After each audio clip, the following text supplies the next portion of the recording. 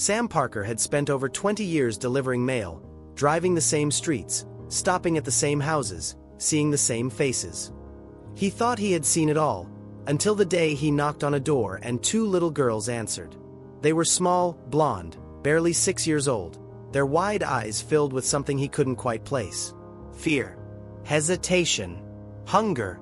Then, in voices so soft they were almost whispers, they asked a question that sent a chill down his spine. "Is there food in the package?" Sam didn't know it then, but that moment, that one simple question, would change everything. Because hidden in that house was a secret no one had seen. A desperate cry for help that no one had answered. And by the time the truth came out, lives would be on the line. The sun was just beginning to rise over Pineville, Kentucky, casting a golden glow over the quiet suburban streets. It was a peaceful morning, much like any other, as Sam Parker guided his familiar USPS delivery van through the winding roads of the neighborhood. At 58 years old, Sam had spent more than 2 decades on this route, delivering letters, packages, and sometimes even a friendly wave to the residents he had come to know so well. He prided himself on more than just his efficiency. He cared about the people on his route, often noticing the small changes in their routines, their homes, or even their moods. As he pulled up to Willow Creek Road, his eyes scanned the modest 2-story house at the end of the street. It had always stood out to him, not because it was particularly different, but because of the little details he had noticed over time. The lawn was slightly overgrown, the paint on the porch peeling in long, curling strips. There was something almost forgotten about it, a house that had once been loved, but had since been left to fade. Sam parked the van and reached for his handheld scanner, checking the tracking number against his list. He had a delivery for a man named Darren Dawson. Tucking the medium-sized brown package under his arm, he climbed out of the van and made his way up the driveway. His boots crunched against the loose gravel, and as he reached the front steps, he hesitated for a moment. The house was eerily quiet. He pressed the doorbell and waited, rocking back on his heels. No response. He knocked firmly on the door and leaned in slightly, listening for any sign of movement inside. Then footsteps, light, hesitant, almost nervous. The door creaked open just a few inches, and to Sam's surprise, it wasn't a man who greeted him but a little girl, no more than 6 or 7 years old. She had long golden blonde hair, tangled slightly at the ends, and wore a pink t-shirt and shorts that looked a little worn. Her eyes, large and round, gazed up at him with a mixture of curiosity and something else, something that made Sam's chest tighten. "Well, hello there," Sam said with a friendly smile, crouching slightly so he wouldn't tower over her. "Is your dad home? I've got a package for Darren Dawson." The girl shook her head. No words, just a quiet, deliberate shake. Sam frowned slightly. It wasn't unusual for kids to answer the door, but there was something about the way she did it that unsettled him. Most children were either eager to talk to a mailman or shy, hiding behind a parent's legs. But this little girl stood there, frozen, as if she was unsure of what she was supposed to do next. "Is there a grown-up home with you? Your mom, maybe? Or your granny?" he asked gently. Again, the little girl shook her head. Sam was just about to ask another question when movement caught his eye. Another child appeared in the dimly lit hallway behind her, identical in every way, her twin sister. They exchanged a quick glance before stepping forward, now both standing in the doorway. Then, in unison, they pointed to their stomachs and said a single word that made Sam's heart drop. "Hungry." Sam's breath hitched. He looked at the two girls, their small faces pale, their thin arms wrapped around their torsos, as if to hold in the hunger gnawing at them.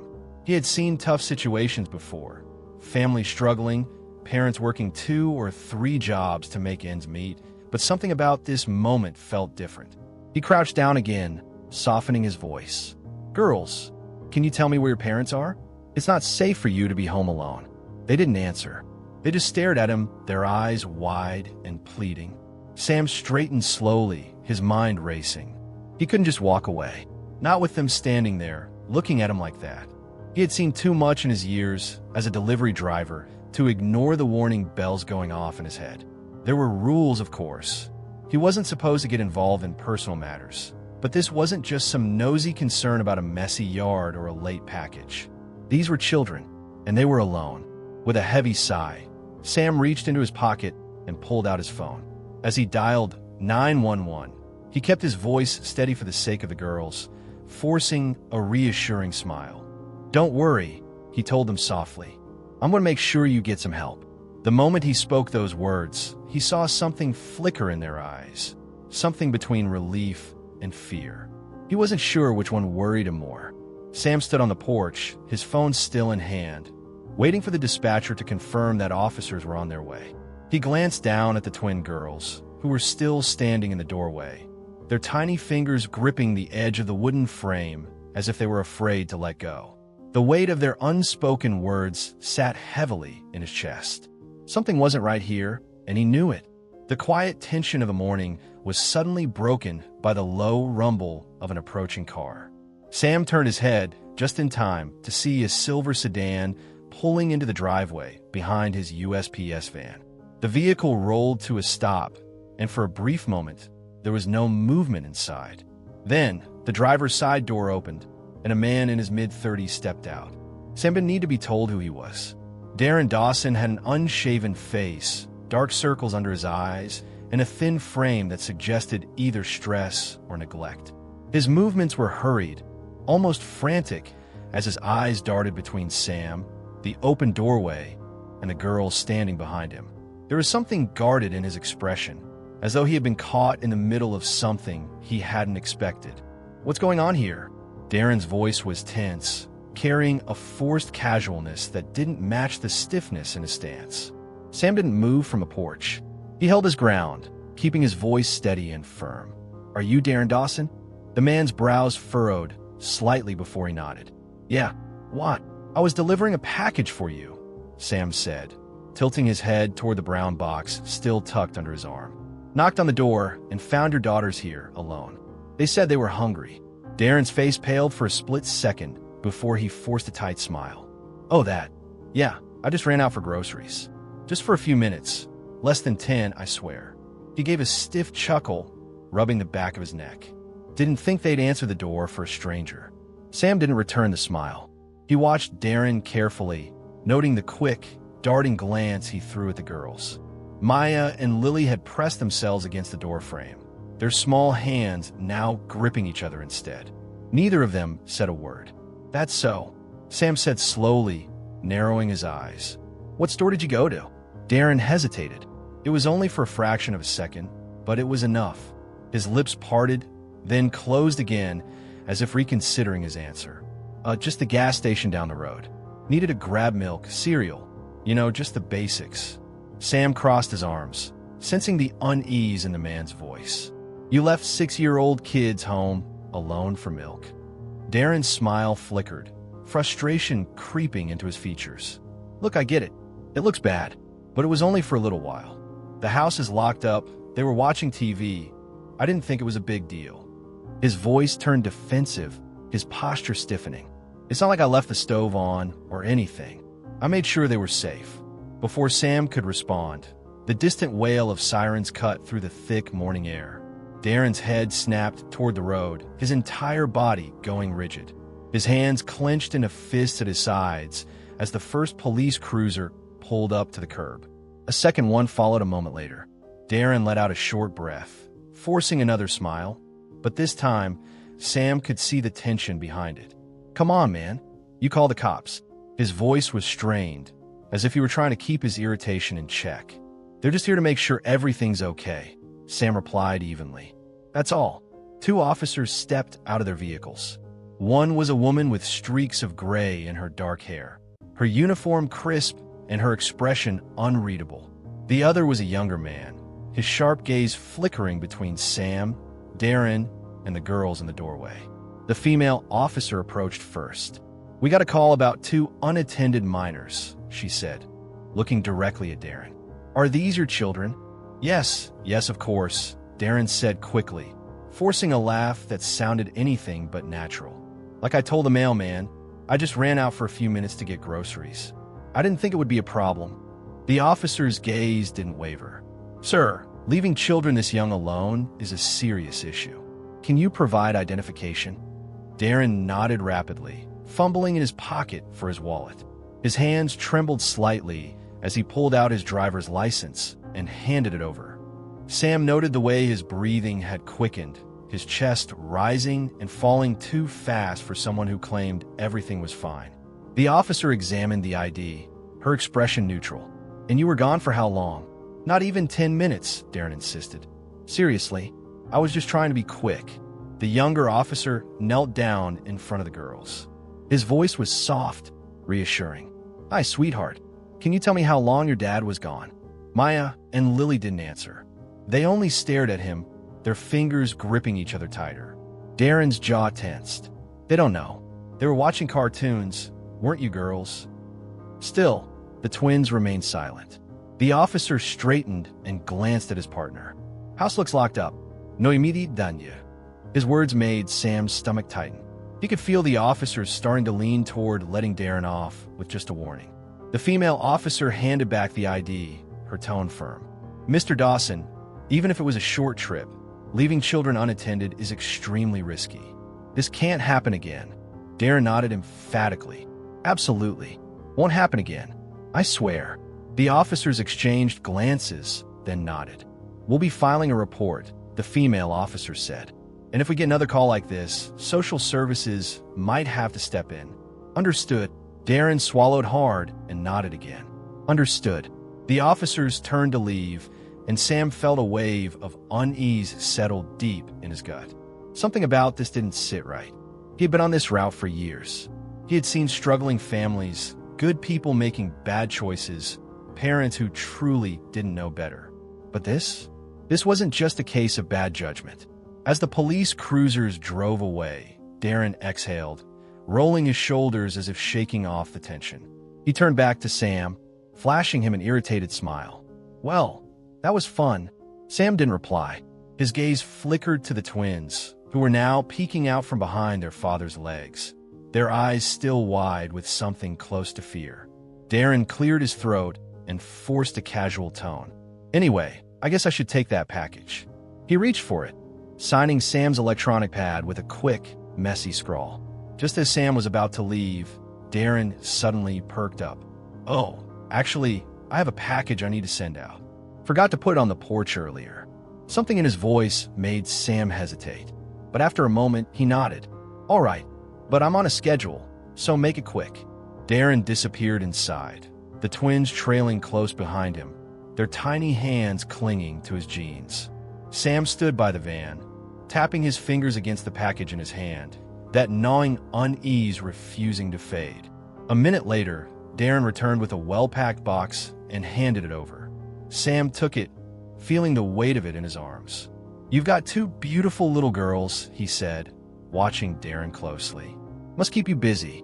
Darren let out a stiff laugh. You have no idea. Sam forced a smile, but the tension in his gut remained. As he climbed into his van and placed Darren's package in the back, he glanced in the rearview mirror one last time. The house was quiet again. Too quiet. As the police cruisers disappeared down the street, Sam exhaled slowly, his grip tightening around the package he still held. The tension in his chest hadn't faded, but a new emotion crept in. Embarrassment. Maybe he had overreacted. Maybe Darren had told the truth, and he really had just stepped out for a few minutes to grab groceries. The police had checked his ID, issued a warning, and decided there was no immediate danger. They wouldn't have left if they thought the children were in serious trouble. And yet, something about the whole exchange nagged at him, an unease he couldn't quite shake. The girls had been so quiet. Too quiet. They hadn't corrected their father, hadn't spoken up, hadn't even smiled when the officers told them everything was fine. Kids were honest, sometimes brutally so. If their dad had really just stepped out for a quick errand, wouldn't they have nodded, confirmed his story, looked relieved? Instead, they had clung to each other in silence, their wide eyes darting between the adults as if waiting for some unspoken threat to return. Sam forced himself to shrug it off. He wasn't a cop. He was a mailman. His job was to deliver packages, not play detective. He had done his part by calling 911. The authorities had handled it, and now it was time for him to move on. He turned back to Darren, who seemed far more at ease now that the officers were gone. "Well," Darren said, running a hand through his disheveled hair. "Guess I should take that package off your hands, huh?" His tone was light, almost joking, but Sam caught the way his fingers twitched slightly as he reached for the package. There was a tightness around his eyes, as if he was still watching for signs that Sam wasn't quite convinced. Sam handed it over, watching as Darren scrawled an unreadable signature onto the electronic pad. "Appreciate it," Darren muttered. Then, as if just remembering something, he snapped his fingers. "Oh, actually, since you're here, I've got something that needs to go out. Forgot to leave it on the porch earlier." Sam hesitated, glancing at his watch.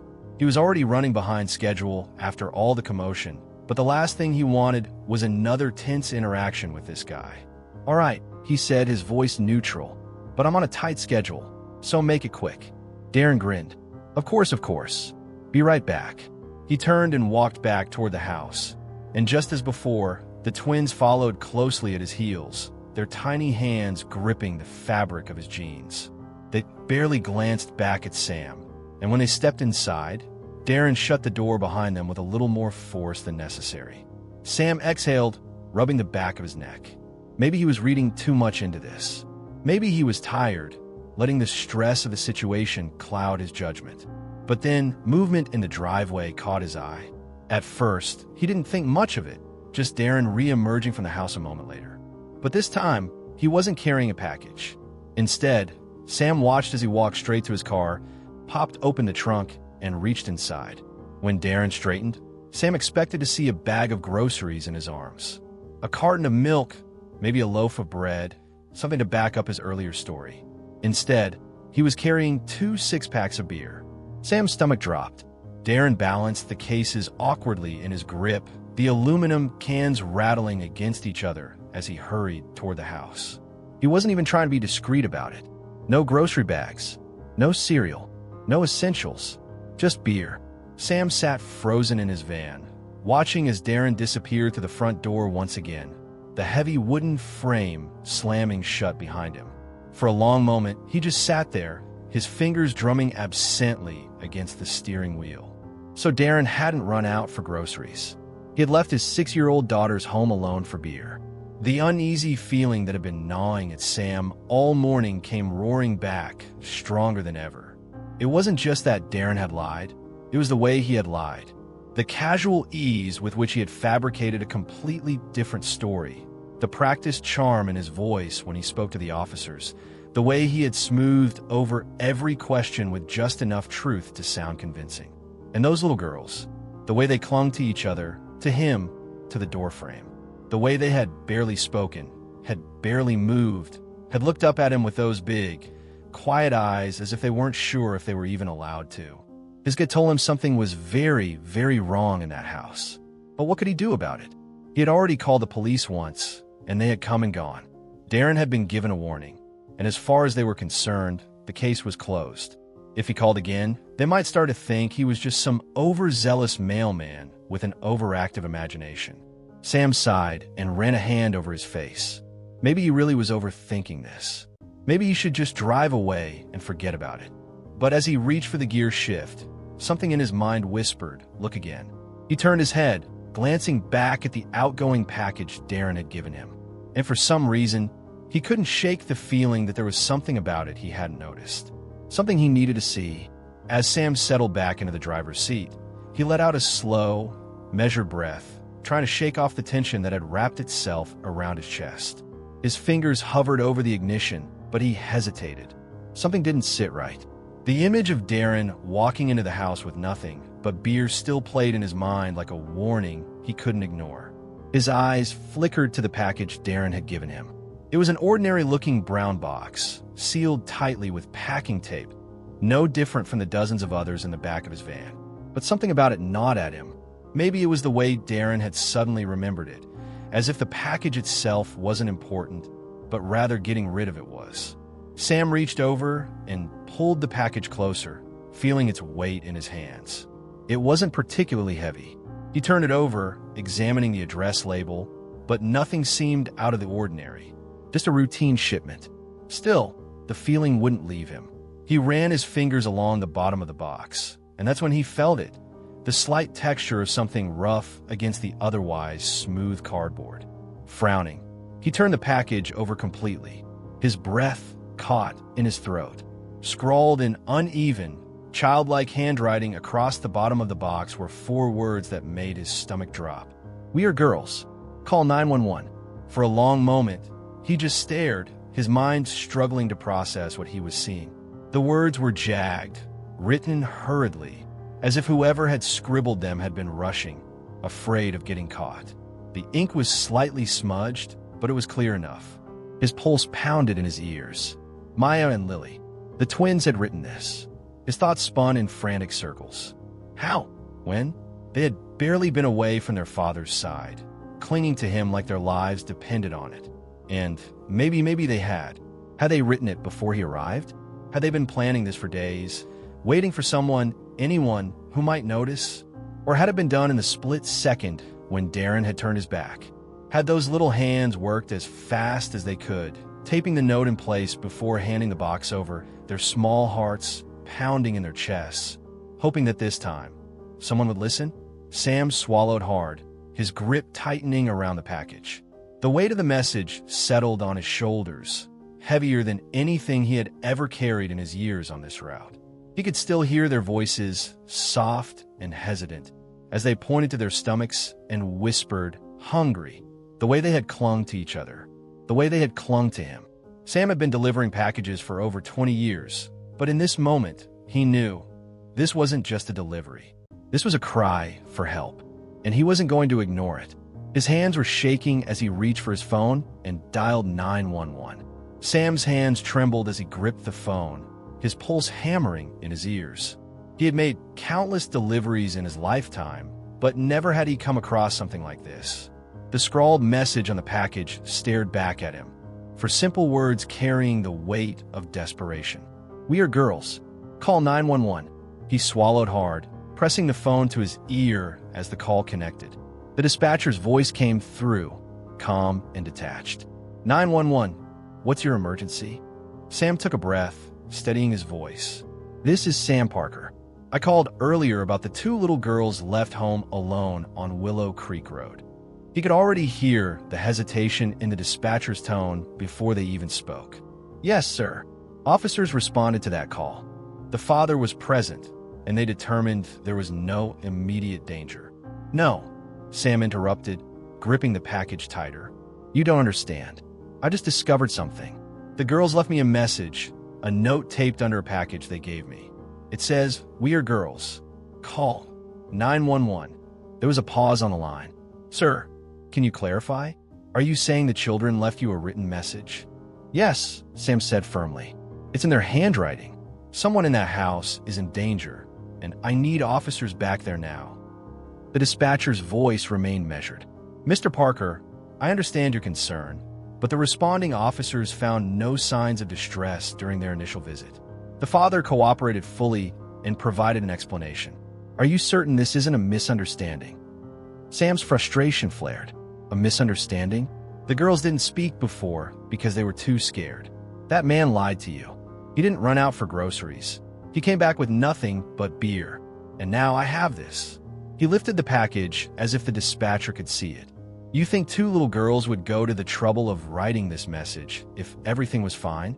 The dispatcher hesitated again, clearly reluctant to send officers back out for what they might see as an overreaction. Sam clenched his jaw. Listen, he said, his voice tight with urgency. I've been delivering to this neighborhood for over 20 years. I know when something feels wrong, and this isn't just wrong. It's dangerous. Those girls had one chance to ask for help, and they took it. I don't care if it's against protocol. I don't care if it's inconvenient, but you need to send someone. Right now. A long pause. Then, finally a shift in tone. Understood, Mr. Parker. Officers will be dispatched to the residence. Relief flooded through Sam, but it was short-lived, because now he wasn't willing to wait. He ended the call, gripping the wheel as he threw the van into drive. The familiar streets of Pineville blurred past him as he sped back toward Willow Creek Road, the package still sitting in the passenger seat beside him. He didn't know what he was about to walk into, but he knew one thing for certain. He wasn't going to let those little girls down. Sam parked his van a few houses down from the Dawson residence, his fingers tapping anxiously against the steering wheel.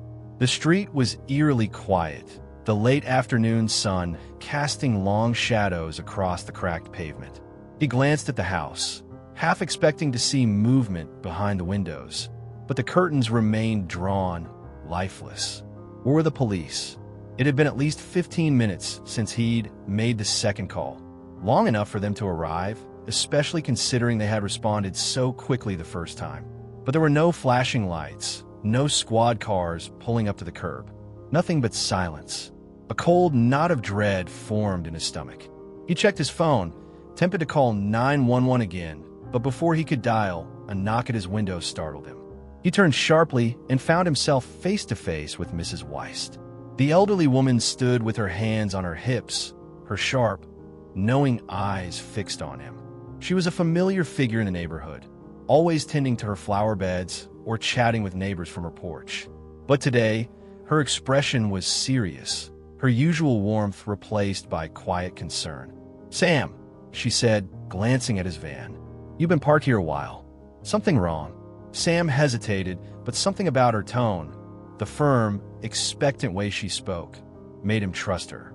He reached over, grabbed the package from the passenger seat, and turned it over so she could see the message scrawled across the bottom. The moment she read the words, her breath hitched. Her hand flew to her mouth, and for a brief second, Sam saw real fear in her eyes. "Oh, dear God," she whispered. "I called the police again," Sam told her, his voice edged with frustration. "Told them about the note, told them these girls need help. But it's been 15 minutes, and no one's come." Mrs. Weist's expression darkened. "That's not right." Before Sam could respond, she turned abruptly and started walking back toward her house. "Wait, where are you going?" he called after her. "To get my husband," she said without looking back. "If the police won't come, we'll make them." Sam frowned, confused, but within minutes, she returned with a tall, broad-shouldered man walking beside her. He had the look of someone who had once worn authority like a second skin, rigid posture, sharp eyes that missed nothing. His face was lined with age, but his presence carried weight. "This is my husband, Martin," Mrs. Weist said. "Retired police officer. 25 years on the force." Martin Weist wasted no time. He extended his hand, giving Sam a firm shake before nodding toward the package. "My wife told me what's going on. Let me see it." Sam handed it over, watching as Martin examined the message. His jaw tightened. "This is bad," he muttered, then looked up at Sam. "And you're telling me you called this in 15 minutes ago?" "Yes," Sam said, frustration creeping into his voice. "The first time I called, they showed up immediately. Now nothing." Martin let out a slow breath, shaking his head. "This precinct has been stretched thin lately, but 15 minutes for a child endangerment call." His lips pressed into a thin line. "This isn't incompetence. This is someone deciding it's not a priority." He pulled a phone from his pocket and dialed a number. Not 911, but a direct line. "This is Martin Weist," he said the moment the call connected. His tone had changed. No longer the calm, measured voice of a neighbor, but the authoritative bark of a man who had spent his life giving orders. "I serve in your precinct for over 2 decades, and I need to know why a welfare call made 15 minutes ago has gone unanswered." There was silence on the other end. Sam couldn't hear what was being said, but he saw the way Martin's face hardened, his grip tightening on the phone. His voice dropped lower, dangerously controlled. "There are 2 children at risk. You need to get a unit there now." Whatever was said in response made Martin's nostrils flare. Then, finally, he let out a sharp nod. "Understood." He ended the call and turned to Sam. "They're dispatching officers now," he said. "They'll be here in less than 5 minutes." Sam exhaled in relief, but Martin's eyes remained locked on the Dawson house. "I don't like this," Martin muttered. "If those girls wrote that note, they're afraid of something. And if their father lied to the police once, he'll do it again." Sam followed his gaze, his stomach twisting. The house still sat in silence. The curtains hadn't moved, and neither of them could shake the feeling that something inside was terribly, terribly wrong. The seconds stretched into eternity as Sam and Martin stood watching the Dawson house, their unease growing with each passing moment. The air was thick with tension, the kind that pressed down on your chest like an invisible weight. Something was wrong inside that house, deeply, dangerously wrong. Then, without warning, the front door exploded open with a loud bang, crashing against a siding so hard that it nearly bounced back shut. And suddenly, they were there. Two small figures bolted from the house, their bare feet slapping against the concrete porch as they ran full speed toward the street. Maya and Lily. Their blonde hair streamed behind them, their faces red and streaked with tears. Their tiny hands pumped at their sides as they ran, their small bodies trembling with fear. "Help us. Please, mister." Lily's voice was high-pitched and desperate, her breath coming in frantic gasps. Maya, unable to speak through her sobs, simply threw herself at Sam, clutching onto his legs with all the strength her tiny arms could muster. Sam instinctively dropped to one knee, gathering them both in his arms as they shook violently. Their fingers clung to his shirt, gripping the fabric like a lifeline. It's okay, he murmured, though his heart was hammering in his chest. "I've got you. You're safe now." Before he could ask them anything, a shadow filled the doorway. Darren. The moment he stepped out onto the porch, Sam knew he was drunk. His posture was unsteady, his eyes bloodshot, his breath coming in slow, uneven puffs. But it wasn't just the alcohol that made the hair on the back of Sam's neck stand up. It was the way he looked at them. Cold, detached, like he was staring at strangers. For a long, stretched-out second, Darren didn't speak. He just stood there, one hand gripping the doorframe, his other hand curled into a white-knuckled fist. His gaze flickered to Sam, to Martin, to the girls clinging to Sam's uniform. And then, just as suddenly, his face twisted into something bitter and full of hate. "You know what?" he said, his words slightly slurred but full of venom. "Fine, take them. I'm done."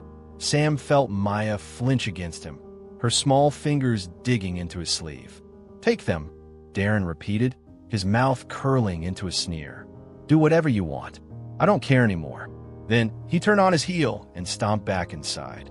Before Sam could react, before Martin could step forward, before either of them could demand answers. Slam. The door slammed shut with enough force to shake the frame. And then, the sound of a bolt sliding into place. He had locked it. Maya let out a terrified sob. Lily, gasping for breath, grabbed at Sam's sleeve and yanked hard, her voice breaking in fear. "Mommy's still inside." The words hit Sam like a gut punch. Martin's face darkened as he immediately reached for his phone and dialed the precinct again. Sam held the girls tighter, his pulse racing. Darren had locked their mother inside that house, and no one knew what he was going to do next. Sam's heart pounded as he tightened his grip around the trembling girls. The weight of their small bodies pressed against him, their desperate little hands still clinging to his shirt as if letting go meant losing their only lifeline. Across from him, Martin's face was stone cold, his phone pressed to his ear. His voice was low and clipped, but there was an unmistakable urgency in his tone. "We have a domestic hostage situation at the Dawson residence on Willow Creek Road," he said, his eyes never leaving the locked front door. "Suspect is intoxicated, has already surrendered the children, but the wife is still inside. Possible escalation. Get your officers here now." He barely finished, speaking before the distant wail of sirens filled the air. Finally, Maya and Lily jolted at the sound, but Sam stroked their hair gently, trying to keep them calm. "Help is coming," he murmured. "They're going to help your mom." But the moment he said it, the girls shook their heads violently. Lily clutched his arm, her voice barely above a whisper, raw and choked. "No, he's going to hurt her." Sam's stomach twisted. The police cars skidded to a stop in front of the house. Doors flew open. Officers spilled out, weapons drawn, shouting orders as they quickly assessed the situation. One of them, a senior officer with graying hair and sharp eyes, strode toward Martin. "Retired Officer Weist," he asked briskly, "what are we dealing with?" Martin's jaw was set. Drunk, unstable father. He let the kids go, but locked his wife inside. "We don't know what state she's in," but the girls are saying he's going to hurt her. The officer nodded grimly. He lifted his radio and began issuing commands, motioning for his men to take position. And then it happened. With a sudden mechanical groan, the garage door began lifting. The slow, grating sound sent chills up Sam's spine. Everyone froze. The police immediately pivoted, weapons at the ready, eyes locked on the widening gap at the bottom of the garage door as it rolled up inch by inch. Sam didn't breathe. Then, Darren stepped into the open. But he wasn't alone. His wife was in his grip, her body stiff and trembling, a blindfold tied around her eyes. And pressed against her temple, glinting under the afternoon sun, was a gun. The world stood still. "Back up," Darren roared, his voice slurring but still dangerous. "All of you, back the hell up." The officers tensed, but they didn't move.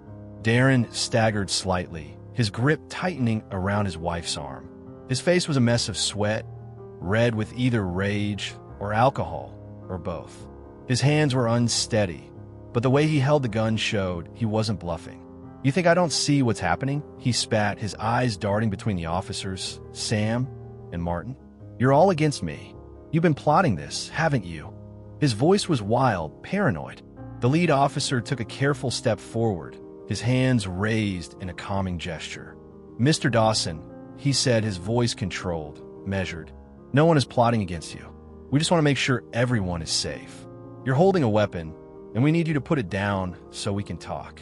Darren let out a short, sharp laugh. "Talk," he sneered. "You think I'm stupid? You think I don't know what's coming? You're going to take my girls. You're going to throw me in a cage like some kind of animal. Well, I'm not going down like that." His wife whimpered softly in his grasp, her body shaking. Sam swallowed hard, his mind racing. The police were trying to keep Darren calm, but it was clear that he was losing control. His eyes were wild, unfocused, his grip on reality slipping. And in that moment, Sam knew if someone didn't act soon, this was going to end in blood. Sam instinctively pulled Maya and Lily closer, shielding them from the horrifying scene unfolding before them. Their small bodies trembled against him, their fingers twisting into his uniform as muffled sobs racked their tiny frames. He could feel their fear, their helplessness.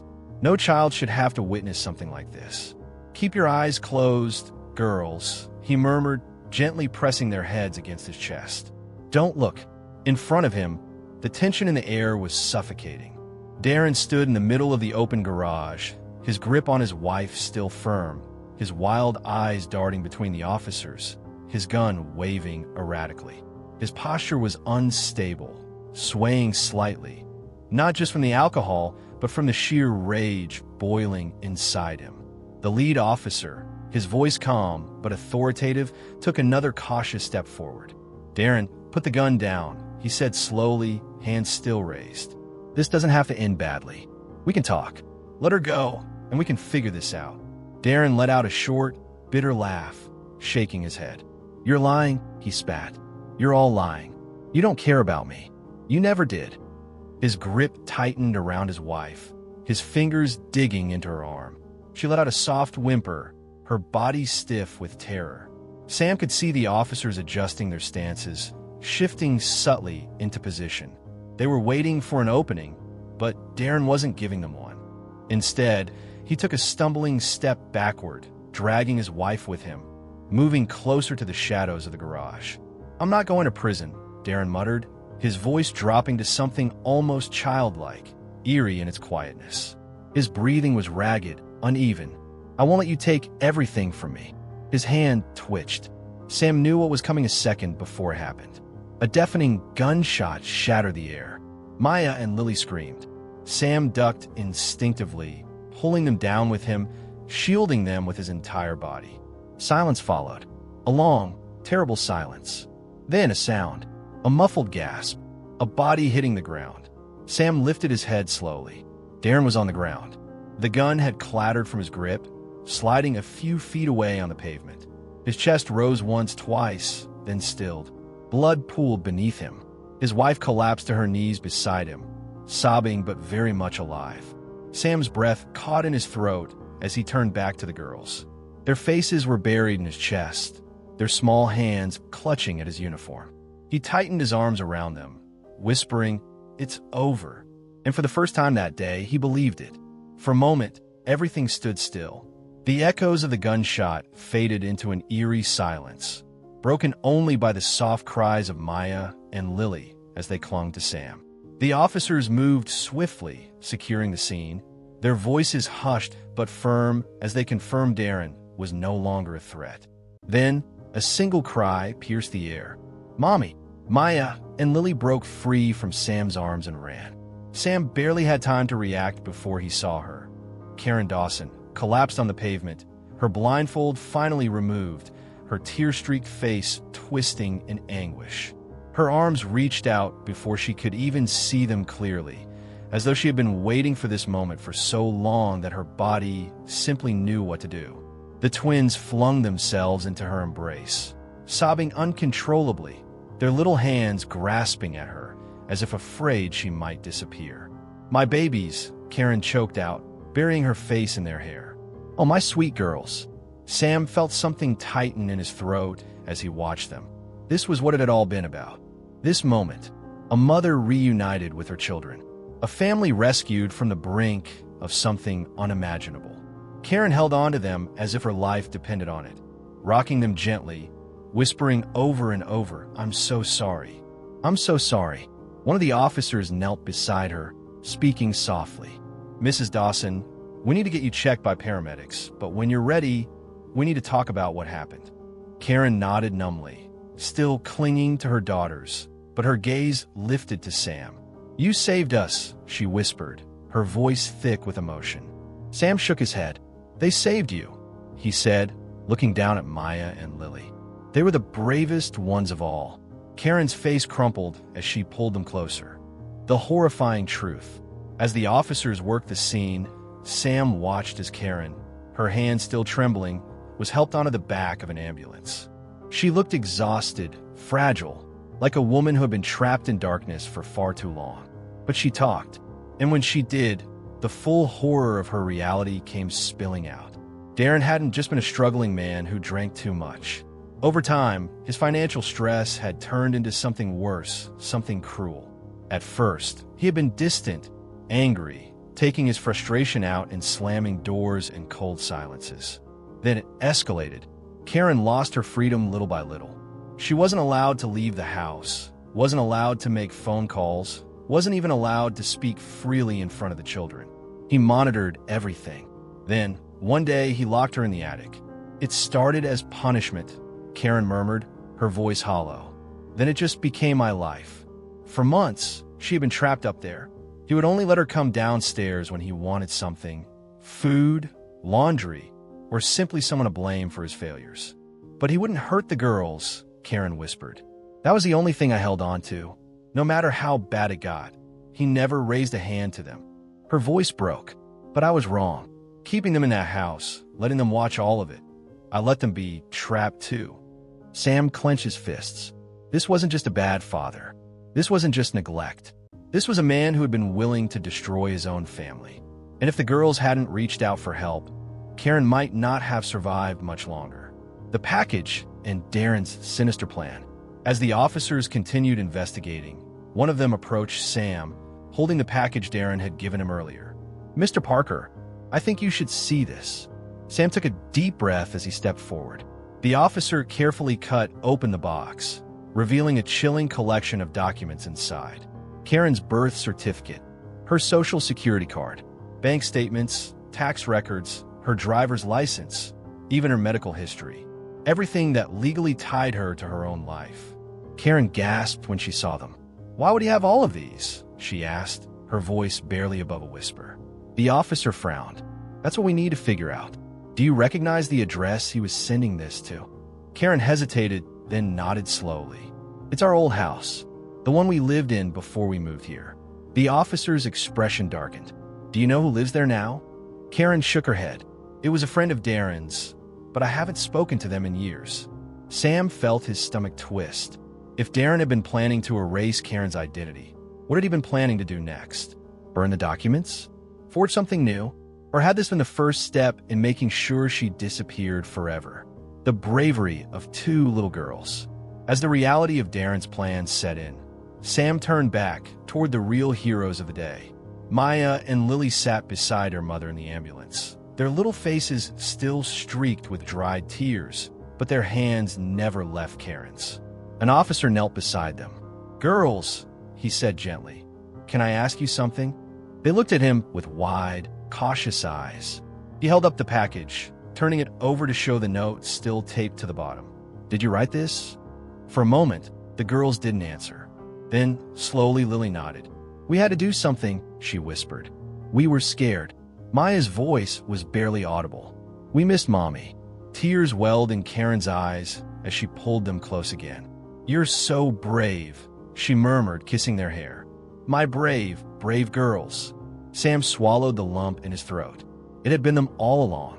Two little girls who had risked everything, who had used the only tool they had, a simple piece of tape and a scrawled message, to reach for help. And because of them, they were free. The end of the nightmare. The sun had begun to set over Willow Creek Road by the time things finally settled.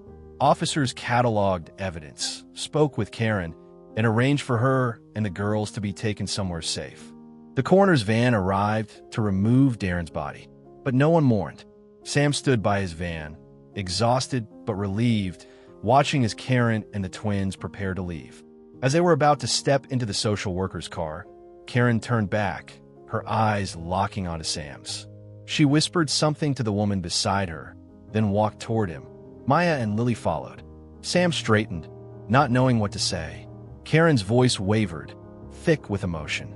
"I don't know how to thank you." Sam looked at the twins, then back at her. "You don't have to." For the first time, a small, tired smile touched her lips. Then, before he could react, Maya and Lily threw their arms around his waist. "Bye, Mr. Postman," Lily whispered. Sam chuckled softly, patting their backs. "You take care of your mom now, okay?" The girls nodded solemnly before stepping back, taking Karen's hands. As the car pulled away, Sam let out a long breath. It had started as a routine delivery, but today it had saved 3 lives. The street was quieter now. The flashing police lights had dimmed. The voices that once filled the air had softened, and the weight of the day was slowly beginning to settle. Sam stood beside his van, watching as the car carrying Karen and the twins pulled away from the curb. He had spent his whole life making deliveries, but never had he felt the kind of satisfaction he did at this moment. This wasn't just another stop on his route.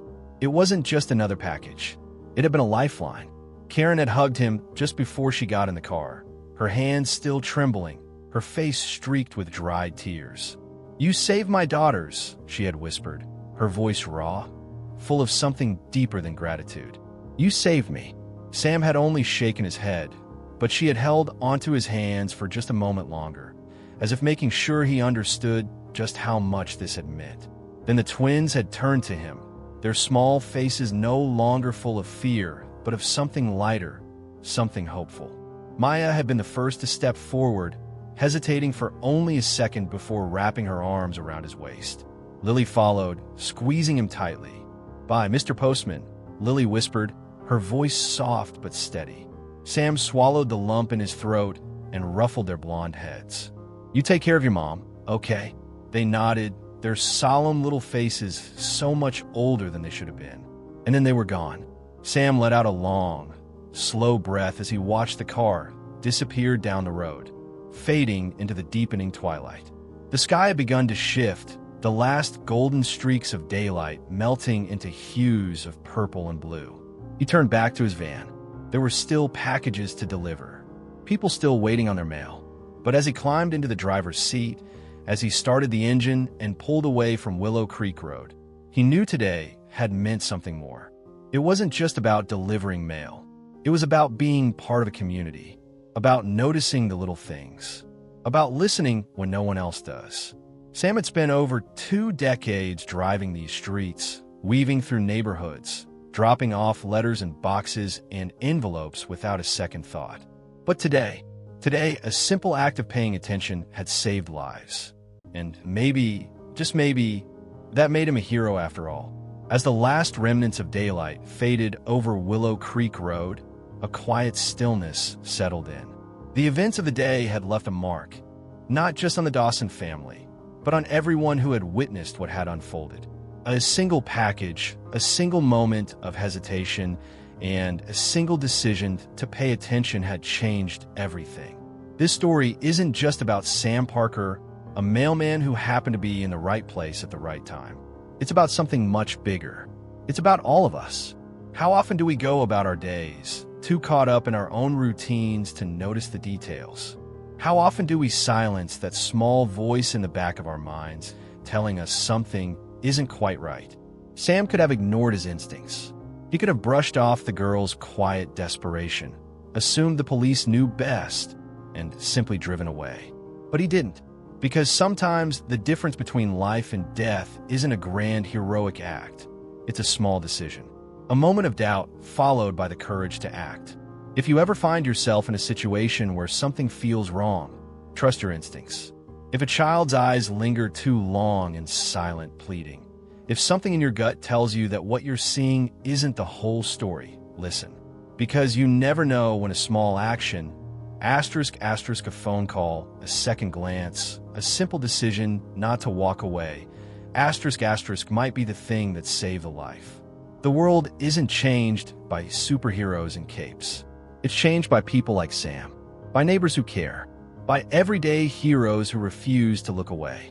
And that, my friends, is how one simple package led to the discovery of a terrifying secret. But the story doesn't end here. What really happened behind those closed doors? What was Darren planning with Karen's documents? And just how far had his control over his family gone? Stay tuned for part 2, where we uncover the full truth. If this story kept you on the edge of your seat, don't forget to like, share, and subscribe so you don't miss what happens next. And make sure to turn on the notification bell, because trust me, you won't want to miss what's coming. We'll see you soon.